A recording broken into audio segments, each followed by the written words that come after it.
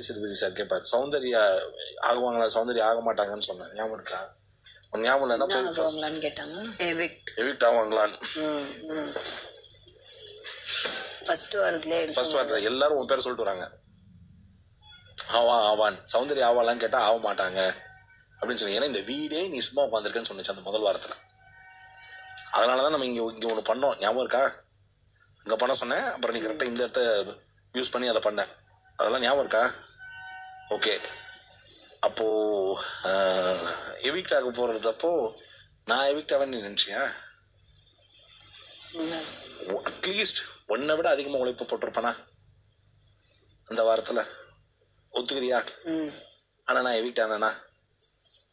நான் எவிக்ட் ஆனதுக்கு காரணம் நானே தான், வேற யாரும்லாம் கிடையாது. ஆனா சார்கிட்டயே நான் சொல்லியிருப்பேன், இந்த வாரம் யார் எவிக்ட் ஆவீங்கன்னு கேட்டா நான் தான். எனக்கு தெரியும் நான் எவிக்ட் ஆயிடுவேன். ஏன்னா இந்த கேம் எங்க தடுமாறும், எங்க தடுமாற்றத்தை ஏற்படுத்துதுன்றது புரியுது எனக்கு. என் எவிக்ஷன் அப்படின்றது இங்கே வந்து என்னுடைய பர்சனல் இது. அன்னைக்கு கூட சொல்லிட்டு இருந்தேன்ல, என் உடம்பு ரொம்ப குண்டா இருந்ததுன்னு வருத்தப்பட்ட நாள் அது அப்படின்னு. அது மாதிரி நல்ல பிளேயர்ஸ் வந்து வெளில போகிறதுக்கான, நான் என்னையே சொல்லலை, நல்ல பிளேயர்ஸ் வந்து வெளில போகிறதுக்கான பல சூழ்நிலைகள் ஏற்படுத்தி கொடுத்து, அதனால் அன்ஃபேர்ன்னு சொல்லி, அதனால் நமக்கு சரியாக பண்ண முடியலன்ற அந்த பீப்புளுக்காகத்தான் திருப்பி வர்றதுக்கான வாய்ப்பாக இது ஒரு